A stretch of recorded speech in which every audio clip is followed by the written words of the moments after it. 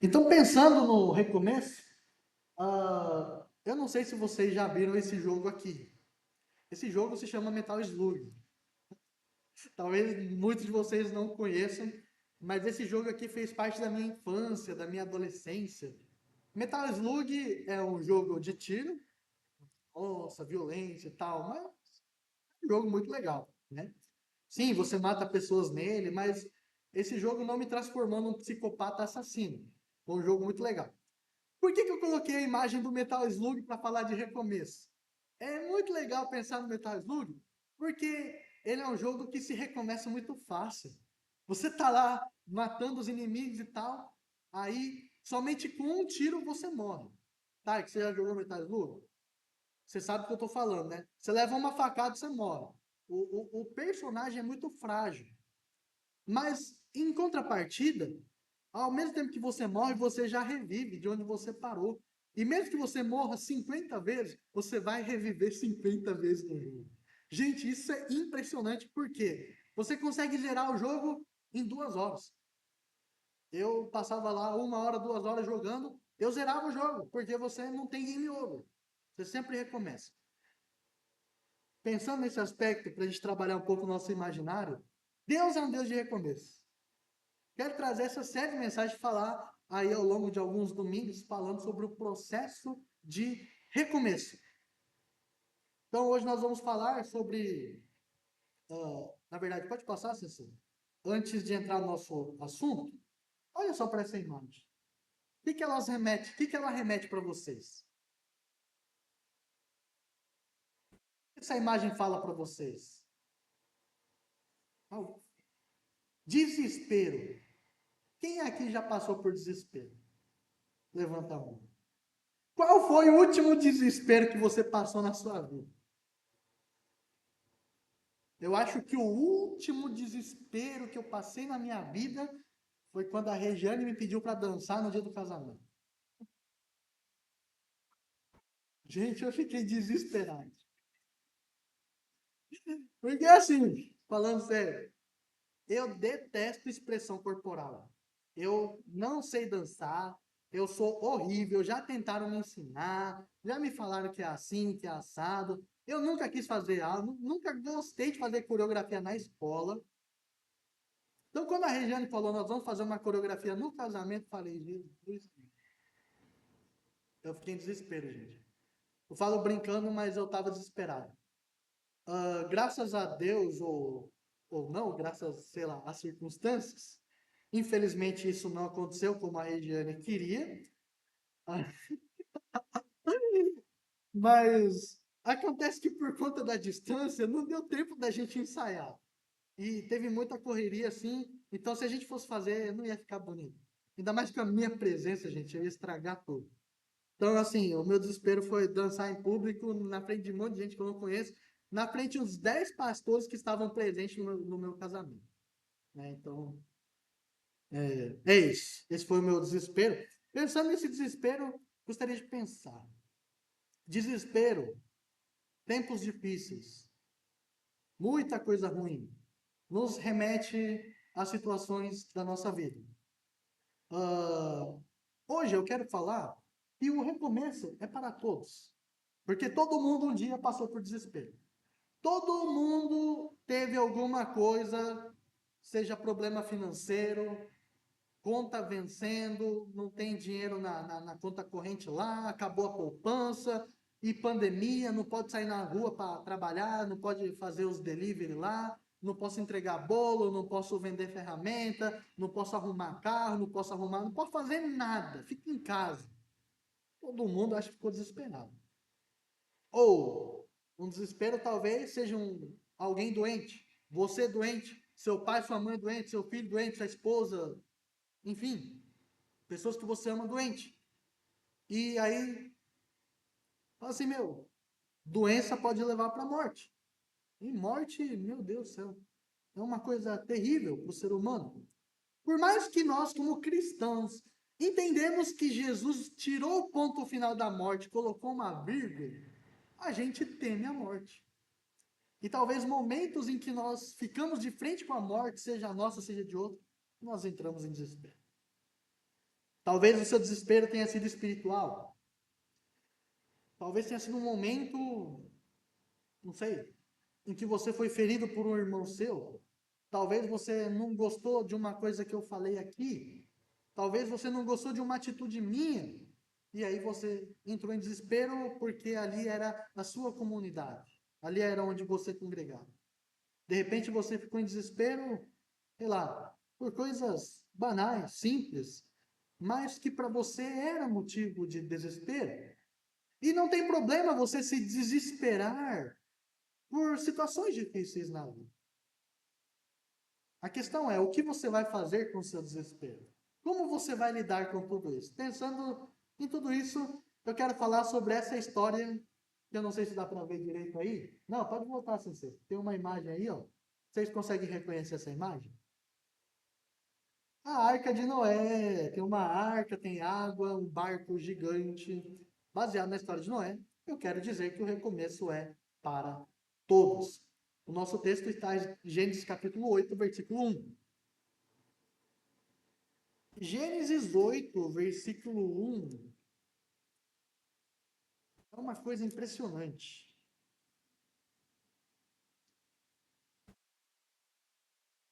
Gênesis é o primeiro livro da Bíblia. Você só abre o primeiro livro e capítulo 8, versículo 1. Ah, essa Bíblia aí é só o Novo Testamento. Essa Bíblia aí não tem o Antigo. Alguém compartilha a Bíblia com ela aí, por gentileza. Gênesis capítulo 8.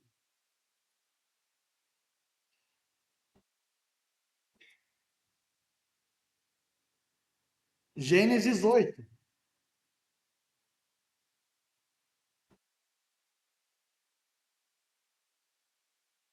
Hoje vamos ler só o versículo 1. Olha só que impressionante. Então Deus lembrou-se de Noé e de todos os animais selvagens e rebanhos domésticos que estavam com ele na arca, e enviou um vento sobre a terra e as águas começaram a baixar. Fala, nossa, mas o que tem de interessante nesse texto? Muita coisa que dá para a gente falar sobre este evento tão milagroso que aconteceu após o dilúvio. Pode passar, Sensei. Nós temos aqui uma imagem representando Gênesis 1 e 2. A criação. Tudo era perfeito, tudo era belo, tudo era bom. Deus criou as coisas e disse: isso é bom. Deus desfrutou da criação. Deus desfrutou da natureza. Deus desfrutou dos animais e Deus desfrutou do ser humano. Ele disse: tudo isso é muito bom. Quando fala que no sétimo dia Deus descansou, que Deus estava cansado e precisava tirar um cochilo depois do almoço. Mas o descansar de Deus tem a ver com desfrute, aproveitar o que se fez. Então, Gênesis 1 retrata a perfeição da criação. Gênesis 3 retrata a queda. Vocês já sabem a história. O pecado entrou no mundo pela desobediência de Adão e Eva, e aí o ser humano foi expulso do paraíso, foi expulso da presença de Deus. Isso trouxe uma consequência espiritual para nós, onde nós não vivemos mais na presença do Criador. E o pecado reina sobre a humanidade. Gênesis 3 retrata isso. A partir daí, Gênesis capítulo 6 em diante, 6 até o 9, vai falar sobre a história de Noé. Vai falar sobre a história do dilúvio. Vai falar sobre um acontecimento de caos. O pecado entrou na humanidade de tal forma que o ser humano se corrompeu de uma forma que, assim, é terrível. Terrível. Galera lá, não dá para ver direito, mas todo mundo parecendo zumbi. E diz a Bíblia que nesses tempos as pessoas somente comiam, bebiam, se casavam e se davam em casamento. E quando eu li isso, eu pensei, acabei de me casar. Uma piada, mas enfim. Se davam em casamento porque eles viviam numa degradação moral desordenada, fazendo tudo quanto é coisa ruim, todo tipo de pecado, todo tipo de manifestação oposta ao plano de Deus foi destruída, foi manifestada ali, e vamos fazer tudo errado, e tá tudo certo, vamos ficar louco, sabe? É os caras tocando baile na favela ali no período de Noé. Aí, Deus chama Noé, fala assim: você vai construir uma arca, vai fazer desse jeito aqui que eu te explicar tudinho. Você vai chamar essa galera toda falando que vai haver juízo e destruição sobre a humanidade. Se alguém te ouvir, vai junto com você. Se não ouvir, não deixa morrer. E eu vou matar todo mundo. Eu vou limpar a humanidade. Então nós temos um período de terror, um período de desespero. Desespero. O pecado trouxe desespero para a humanidade. Porque estamos perdidos, estamos mortos, estamos separados. Se a sua vida hoje tem uma sequência de coisas ruins que você não vê esperança, não vê uma luz no fundo do túnel, infelizmente isso é consequência do pecado. Então, trazendo esse pano de fundo, nós pensamos na história de Noé. Aí Noé constrói a arca, como você já conhece a história, não vou ler o texto. Ele constrói, ele chama a galera para o arrependimento, ele fala que vai vir um dilúvio, fala que Deus vai limpar a humanidade. Todo mundo, você tá maluco, vamos festar, vamos, entendeu? Vamos aproveitar a vida, good vibes, e é isso aí. Ninguém ouviu ele. Somente a família dele. Somente 8 pessoas sobreviveram ao dilúvio. Aí eles entraram, levaram os animais, um macho e uma fêmea de cada espécie, colocaram na arca, e aí Deus começou a fazer chover. Dilúvio. 40 dias, 40 noites chovendo. Chuva intensa. A Bíblia não tem o objetivo de falar se esse dilúvio aconteceu no mundo inteiro, se esse dilúvio aconteceu naquela região. Existem algumas propostas científicas para negar que o dilúvio de fato aconteceu. Tem um monte de situação aí. Eu estudei um pouco e eu não quero me alongar nisso, mas a questão é que nós vamos tratar acerca do texto bíblico. O que o texto está dizendo? E nós entendemos sobre a questão do dilúvio ser como uma purificação de Deus sobre a humanidade, o juízo de Deus sobre a humanidade. Então nós temos até o capítulo 7 do, do livro de Gênesis, falando sobre esse período de desespero, de chuva, de morte, de Deus fazendo tudo isso que vocês já sabem sobre a humanidade. E aí Noé está lá dentro do barco, está dentro da arca com a sua família, com a sua esposa, com seus filhos, suas noras. Passam 40 dias e 40 noites. Depois de 150 dias, a água começa a baixar.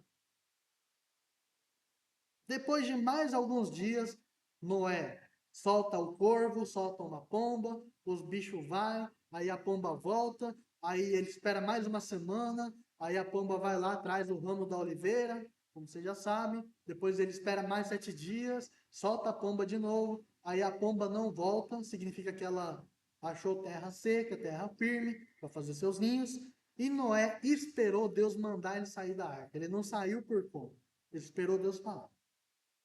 Então, nesse cenário todo, pensando no texto que nós lemos, a primeira coisa que eu quero destacar hoje sobre o texto é que Deus se lembra dos seus.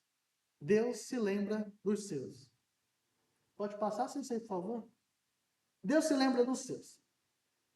Diz o texto de Gênesis 8:1, fala então Deus lembrou-se de Noé, lembrou-se dos animais. E o que eu quero trazer hoje é que este lembrar de Deus não é sobre que Deus havia esquecido, que de repente ele voltou à memória. Porque afinal Deus é onisciente, ou seja, Deus sabe de todas as coisas. Então é impossível que Deus se esqueça. Ele nunca se esquece daí. Mas quando a Bíblia fala de Deus se lembrou de Noé, Deus se lembrou de fulano, tem a ver com dar uma atenção, tem a ver com carinho, tem a ver com atender com amor, tem a ver com cuidado. Então, nesse momento, Deus veio e ele estava cuidando, ele não deixou Noé de lado. E é interessante pensar nisso porque, desde Gênesis 7, mais ou menos, versículo 20, até em diante, durante 150 dias, durante 5 meses, não tem um registro na Bíblia de que Deus falou com Noé. Não tem um registro de que Deus se comunicou com ele, que ele deu algum sinal. Isso remete a silêncio. Isso remete a um tempo em que eles ficaram em off. E eu penso para vocês, olha só para Noé naquele tempo, ali dentro do barco, todo mundo morrendo lá fora, sem Deus falar nada para ele. Qual seria seu sentimento? De você estar numa arca, sabendo que está chovendo lá fora, sabendo que tem água destruindo toda a humanidade, e Deus não fala nada.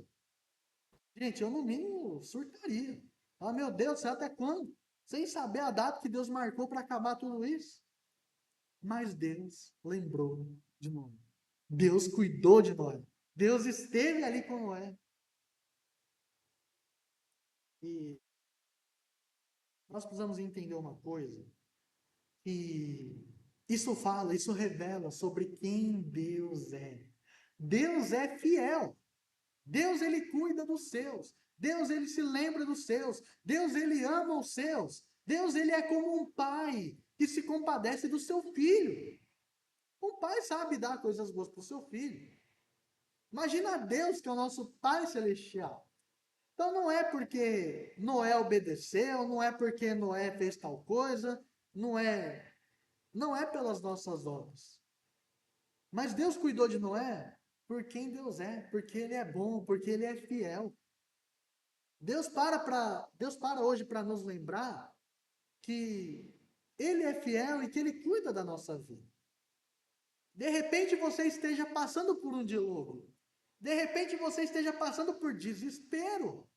De repente você esteja dentro da arca durante 150 dias, onde você não ouve a voz de Deus, você não vê uma luz lá no fundo do túnel, você não vê nada, você não tem esperança, você está triste, você está em depressão, você está acabado. Mas Deus para lembrar você hoje. Eu me lembro de você. E não é que ele esqueceu, mas é eu cuido de você. Eu amo você. Eu estou com você. Eu estou em você. Eu habito dentro de você. Isso é uma verdade maravilhosa que nós não podemos ignorar, não podemos nos esquecer. Deus se lembrou de Abraão quando ele não podia ter filhos. Deus se lembrou de Moisés quando ele teve que atravessar o Mar Vermelho. Deus se lembrou de Davi quando Davi precisava vencer o gigante, o Golias. Deus se lembrou de Jesus quando ele morreu na cruz e gritou: Por que me abandonaste? Deus se lembra de você. Deus é fiel. Deus cuida de você, independente dos dilúvios, independente das tempestades, independente dos problemas, independente da situação, independente dos seus pecados. Que às vezes a gente, né? Ah, eu estou em pecado, tal, e Deus cuida da gente.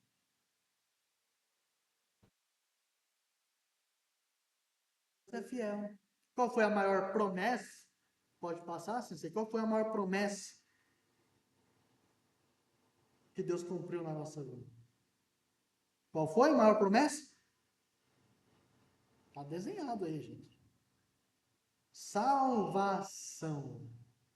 Deus prometeu salvação. E ele cumpriu essa promessa. Aproximadamente 2000 anos atrás, quando Jesus morre na cruz, quando ele ressuscita, quando ele, por fim, perdoa os nossos pecados e nos dá uma nova vida. Então, se ele cumpriu a maior das promessas, por que ele não vai cumprir o fato dele dizer que ele é fiel na sua vida e na minha? Agora, eu não estou falando de promessas que a gente cria na nossa cabeça. Tem muita gente que fala, o que Deus te prometeu? Deus te prometeu uma casa, Deus te prometeu um carro. Gente, Deus não prometeu nada disso. Não prometeu nada disso. Deus, ele prometeu que ele estaria conosco todos os dias até o fim dos tempos. Deus prometeu que nos daria bom ânimo nos momentos difíceis da vida. João 16:33, no mundo tereis aflição, mas tenham bom ânimo, pois eu venci o mundo. Ele é fiel, ele cumpre, ele cuida dos seus, ele se lembra dos seus. Deus não abandonou Noé. Deus não te abandonou. Deus se importa com você. Ele está te olhando. Ele está te ouvindo. Ele está cuidando da sua rotina. Alguns estiveram aqui na primeira pregação do ontem, vocês ouviram sobre Moisés na sarça ardente. Na sua rotina louca, você está ali pirando com as coisas, com os compromissos, com as demandas. Deus está ali, na sarça ardente, no silêncio, esperando você prestar atenção nele. Não se esqueça disso. E ele está presente nos dilúvios da nossa vida também. Deus é fiel, meus queridos. E ele quer que você conheça ele de verdade. Deus quer que nós saibamos quem ele é de fato. E Deus, ele quer que eu e você nunca nos esqueçamos disso. Hein? Segunda coisa, pode passar? Pode passar, pensando que Deus está nos dilúvios da nossa vida. Pode passar? Segundo ponto que eu quero destacar no texto que nós lemos é que Deus age por nós. Deus age por nós. Está escrito ali na parte B do versículo 1. E enviou então um vento sobre a terra. E enviou um vento sobre a terra. É interessante este detalhe, porque você pode imaginar de uma forma natural. A água ali parada vai ficar parada. Mas se vir o vento, vai levar a água para algum lugar. Vocês concordam comigo? Isso é uma questão de lógica. Mas tem algo de especial nesse texto. Não é uma coisa, um segredo oculto, mas a palavra traduzida para vento no hebraico, que foi escrito originalmente, é o mesmo termo usado para espírito. Espírito de Deus, Espírito Santo. Então, de uma certa forma, o texto nos diz que além desse vento, Deus soprou a sua presença ali porque ele estava no controle de tudo, ele estava agindo por Noé e sua família. Depois do dilúvio, Deus age por nós. Deus estava ali cuidando o tempo todo. E pensar nesse aspecto da intervenção, Deus é soberano. Deus, ele age na história da humanidade. Deus, ele envia o seu Espírito para estar conosco nos momentos em que nós precisamos e mais do que isso.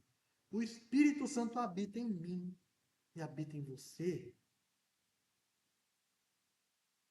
No Antigo Testamento, quando Salomão inaugurou o templo, isso está em 2 Crônicas, capítulo 6, ele inaugura o templo e ele faz uma oração. Ele fala, nem os céus dos céus podem te conter, mas o Senhor vem habitar aqui no nosso meio. Ou seja, Deus vinha fazer morada no templo, no Antigo Testamento. E nós entendemos que quando Jesus morre na cruz, ele ressuscita. Então, por meio do Espírito Santo, Deus vem para toda a humanidade, no ato do Pentecostes, quando é derramado o Espírito Santo sobre a humanidade, Deus passa a habitar em todos os cristãos. Deus passa a habitar em todos os seus filhos, em todos aqueles que creem. Tanto é que se você ler Atos capítulo 2, o evento da descida do Espírito Santo, né, no Pentecostes, lá vai dizer que se soprou como um vento impetuoso, e esse vento tem a ver com este sopro de Deus. Quando Deus cria o homem, diz que ele pega o barro e ele sopra. E este sopro tem a ver com o seu espírito. E 2 Timóteo 3,16 vai falar que a palavra é inspirada por Deus. E essa palavra inspirada também remete ao sopro. Então é interessante pensar no sopro no vento que o texto de Gênesis está falando, porque fala do Espírito Santo presente em toda a história da humanidade. Você fala, o Espírito Santo só vem depois? Não, o Espírito Santo é eterno, tal como Deus é eterno, tal como Jesus é eterno. Então o Espírito Santo já estava agindo desde antes da criação, junto com o Pai, junto com o Filho. Deus age por nós. E ele sopra uma nova criação. Quando este vento sopra por fora da arca, levando toda a água que estava ali, isso agora não remete mais o desespero, não remete mais o juízo de Deus sobre o pecado da humanidade, mas isso agora remete sobre um novo tempo, sobre renovo, sobre restauração, sobre uma nova vida que se prefigura na imagem de Jesus Cristo. 2 Coríntios 5,17, aquele que está em Cristo, nova criatura é. Eis que tudo se fez novo. As coisas velhas passaram e tudo se fez novo. O Espírito de Deus vem para renovar, vem para trazer coisas novas na nossa vida. Independente do que a gente esteja passando, mais uma vez, todo o dilúvio da nossa vida, toda a situação ruim, toda a briga, todo o conflito, todos os problemas, nós precisamos lembrar que Deus está soprando o seu vento. Deus está soprando o seu vento. A presença dele se manifesta em nossa vida, independente das circunstâncias. Nos dilúvios, nos tempos de desespero, nos tempos de problemas, Deus fala com você.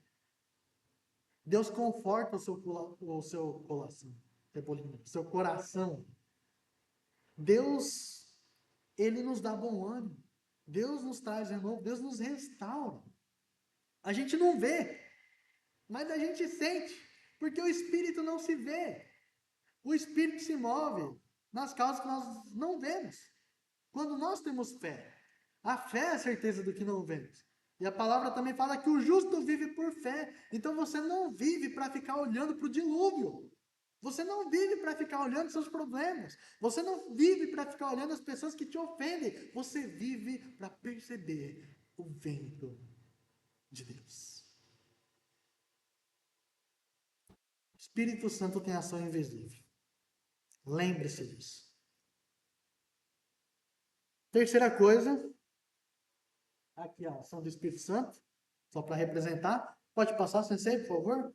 Terceiro ponto que eu quero falar com esse texto é que Deus muda as circunstâncias. Deus muda as circunstâncias. Aí vocês podem perceber na imagem, a arca já está no lugar seco, não tem mais chuva, não tem mais caos, não tem mais desespero. Em Gênesis, a parte C do versículo 1, fala que as águas começaram a baixar. As águas começaram a baixar. Isso é muito legal. Pensando em Noé, quando parou de chover, ele não desceu logo da arca. Quando você viaja de carro, de avião, ou quando você vai no cruzeiro, quando você chega no destino, você já desembarca, certo? É rapidinho. Chegou, pousou, saiu, você vai embora para casa. Noé teve que esperar 150 dias. E mais um tempo ainda. O período desde que começou a chover, desde que subiram na arca, até saírem da arca, durou pouco mais de um ano. Vocês imaginam ficar num barco durante um ano? Eu fico imaginando os japoneses que vieram para o Paraguai, lá em 1900 e bolinha, 50, 60. Eles ficaram o quê? 3 meses? 4 meses navegando? Né? 3 meses. 3 meses navegando. Gente, 3 meses no barco é muita coisa.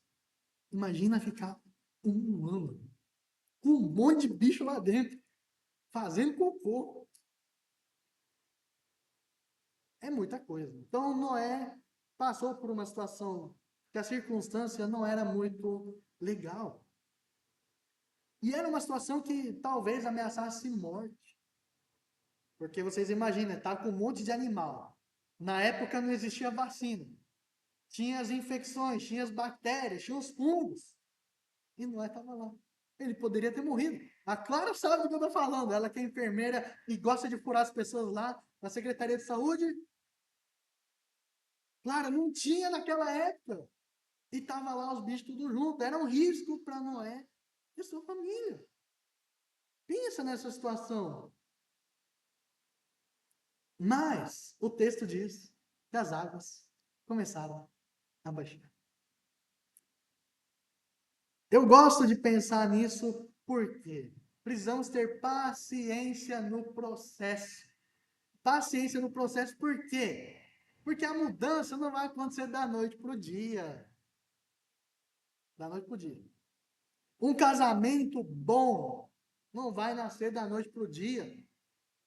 É fácil botar um anel no dedo. É muito fácil dizer sim no altar. Mas e o dia a dia?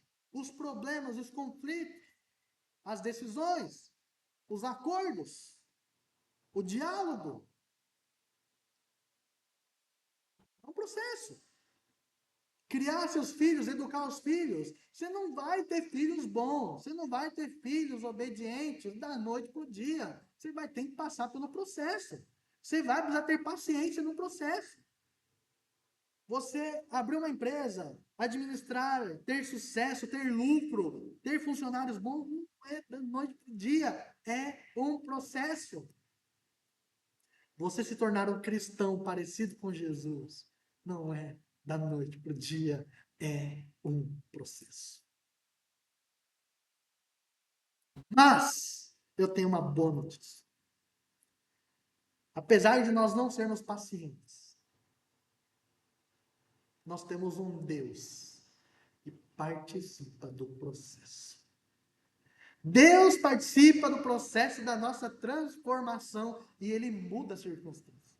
Gente, isso é algo muito lindo. Eu confesso para vocês, olha só. Eu vou até tomar uma água aqui, depois de falar de dilúvio, tanta água, dá até sede aqui.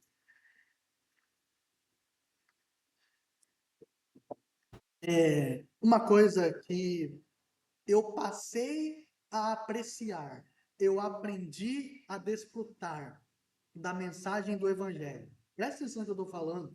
Porque assim, vocês já perceberam que eu sou muito de falar salvação, eu sou muito de falar de santidade, eu sou muito de falar de teologia bíblica, dessas coisas assim, e eu sou muito dramático, eu sou muito melancólico, eu tenho um certo problema com questões práticas da vida. Eu tenho dificuldade. Eu estou abrindo isso aqui para vocês. Para mim também não é fácil ser um cristão como Deus quer que a gente seja, a imagem do nosso Senhor Jesus.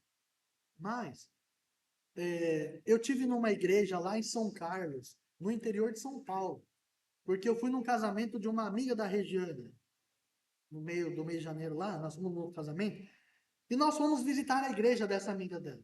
E, gente, é uma igreja fantástica, uma igreja linda, uma igreja assim, ó, e foi muito legal. Lá tem um pastor jovem. Os desafios da igreja são muito parecidos com os desafios que nós vemos aqui hoje. A cidade tem um contexto parecido com o nosso. Eu me identifiquei muito. E quando o pastor trouxe uma meditação lá, ele falou sobre Deus mudar circunstâncias. E eu preciso tomar cuidado de falar isso porque nós temos uma coisa chamada teologia da prosperidade, onde poderia falar de dízimos e ofertas e falar assim, olha, deposita aqui que Deus vai multiplicar. Ou então, se você for fiel no pouco, Deus vai ser fiel no muito. E sabe, essas falácias, essas mentiras que o povo usa para enganar. E é muito perigoso falar, porque tudo que nós falarmos de circunstâncias, a gente quer que mude para melhor. A gente quer que nos faça bem. A gente quer que dê certo. Quando a gente fala o que é ter fé, normalmente o crente vai falar que tudo vai dar certo. E não é. Pode tudo dar errado e ser a vontade de Deus. Então, uma coisa que eu passei a apreciar, agora no lado positivo, pensando nisso, é que o Evangelho nos transforma. O Evangelho nos salva. É a mensagem que dá salvação, mas também é a mensagem que muda a circunstância, nos transforma, nos dá uma nova vida. Porque se é somente para te salvar, para perdoar os seus pecados, essa mensagem não tem poder. Mas essa mensagem pode mudar a sua vida. E aqui eu quero tomar muito cuidado também. Você pode passar que eu coloquei uma imagem. Que a mudança mais importante não é a sua conta corrente. A mudança mais importante não é o carro que você compra. A mudança mais importante não é a família que você constrói. A mudança mais importante não é o pastor que você pode se tornar. Estou profetizando aqui. A mudança mais importante é a mudança desse caos interior. Para a paz de Deus que excede o entendimento, guardar o nosso coração e a nossa mente em Cristo Jesus. O processo mais importante da salvação não é te dar coisas, não é fazer dar certo, não é fazer funcionar, não é uma oração para fazer os negócios acontecerem, não. É uma mudança, um processo que vai de dentro para fora.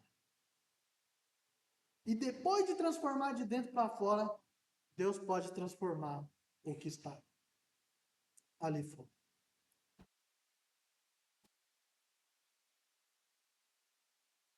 Precisamos ter paciência. E sobre circunstâncias ruins, sobre problemas, eu quero que você entenda uma coisa. Deus estabeleceu um limite para o caos na sua vida. Você não vai sofrer para sempre. Você não vai passar dificuldade todos os dias até você morrer.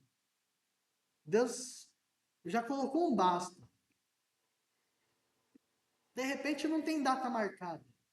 De repente ele está esperando você responder a esta transformação para que assim ele possa transformar sua circunstância. Deus transformou a circunstância de Noé. Aquelas águas que pareciam ser intermináveis, as águas foram embora. A terra secou. Deus limpou a humanidade. Deus soberanamente, com seu poder, interviu. Ele recomeçou a história da humanidade. Deus pode fazer isso na nossa vida também. Talvez, os seus problemas não vão desaparecer. A gente falou que é um processo, né? Mas talvez o problema não desapareça por completo. Mas pense que as águas vão começar a passar. Para você poder reconstruir. Para você poder recomeçar. Para você pensar.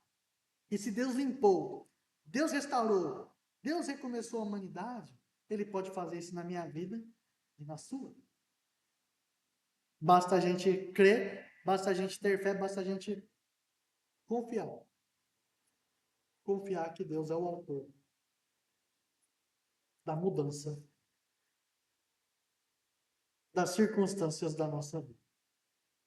Então, para a gente encerrar, qual é o seu dilúvio? Quais são as tempestades da sua vida? É dinheiro?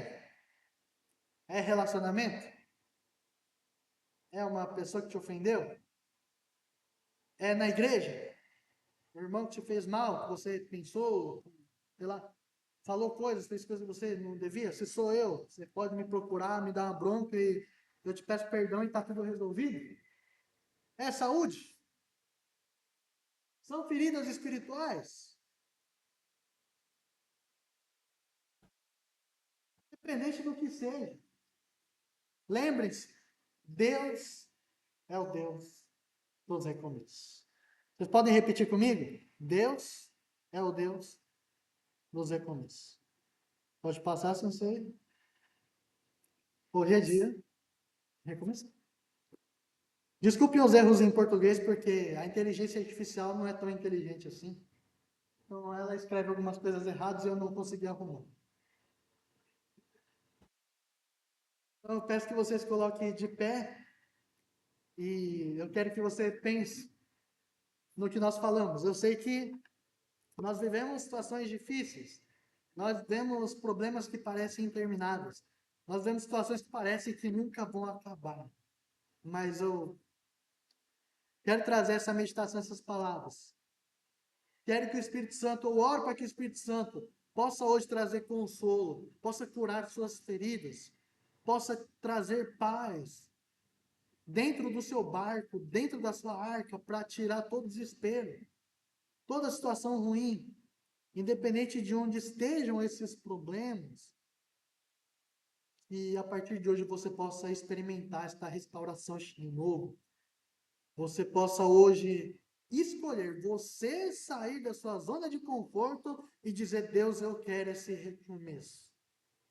Eu voltando lá para o Metal Slug, se você desistisse de recomeçar, aí dava o game over.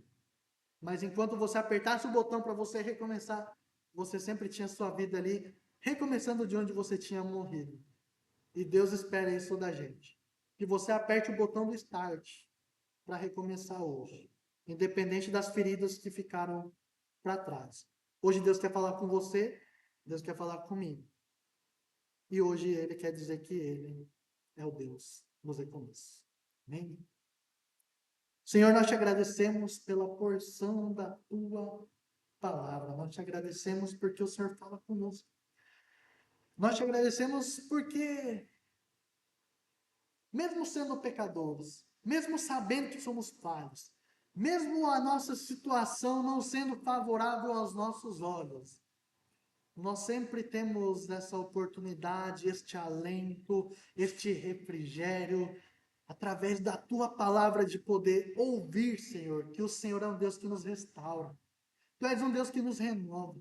Tu és um Deus que perdoa os nossos pecados e mais, o Senhor purifica o nosso coração. Tu és um Deus que está olhando para nós. Tu és um Deus que cuida do nosso dia a dia. Tu és um Deus que está ouvindo as nossas orações mais cansadas, as nossas orações mais preguiçosas, as nossas orações sem ânimo nenhum. E quando não oramos, o Senhor escuta a nossa alma, o nosso grito interior. O Senhor escuta o nosso desespero, Senhor. O Senhor sabe de todas as coisas e nós te agradecemos por isso. E hoje pedimos que esse desespero não venha tomar conta, que o caos não venha reinar no nosso coração, pois somos teus filhos. E a tua palavra nos disse hoje que o Senhor lembra dos seus filhos.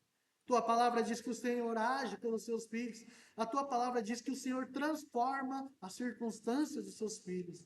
E que em nome de Jesus nós possamos lembrar. Que isso possa entrar no nosso coração. Que isso possa trazer esperança para todos nós. Que isso possa fortalecer a nossa fé e a nossa unidade como igreja, como irmãos em Cristo. E assim o Senhor possa fazer a tua obra sobre as nossas vidas. Possamos recomeçar, Deus. Possamos recomeçar de onde nós paramos. Possamos ser restaurados pelo Senhor. Que o Senhor possa trazer essa nova vida que o Senhor tem para nós. E que em nome de Jesus possamos provar e ver, possamos experimentar que o Senhor é bom. Em nome de Jesus, entrego o meu coração e a vida dos meus irmãos aqui hoje, para que possamos viver, para que possamos escolher, para que possamos experimentar o recomeço que o Senhor tem para as nossas vidas. E assim eu me despeço deste momento, trazendo essas meditações e que o Senhor fale ao coração dos irmãos aqui hoje. Não sou eu que vou transformá-los, não sou eu que vou convencê-los, não sou eu que vou mudar a vida deles, mas é o Senhor, é o teu Espírito Santo, a tua presença santa sobre nossas vidas, é que vai nos trazer transformação. Eu entrego uma semana nas tuas mãos, Pai, uma semana em que nós vamos trabalhar, em que nós vamos estudar, em que nós vamos fazer as nossas atividades, vamos cuidar das nossas famílias, vamos cuidar das pessoas que nós amamos, vamos cuidar dos nossos animais de estimação, vamos viver o dia após dia para o Senhor. Eu entrego, Pai, a vida de cada um aqui, dos meus irmãos, que a tua presença reine gloriosamente sobre nossas vidas, no espiritual, no físico, nas necessidades, na família, em tudo o Senhor se faça presente, e em tudo eles possam enxergar, eles possam ver, eles possam apalpar a tua presença durante estes dias, para que no próximo domingo nós venhamos cultuar com coração grato e alegre, porque até aqui o Senhor nos ajudou. Oramos por tudo e te agradecemos em nome de Jesus. Amém. Que a graça do nosso Senhor Jesus Cristo, o grande amor do Pai, a comunhão gloriosa do Espírito Santo seja com vocês hoje e para todo sempre. Amém e amém.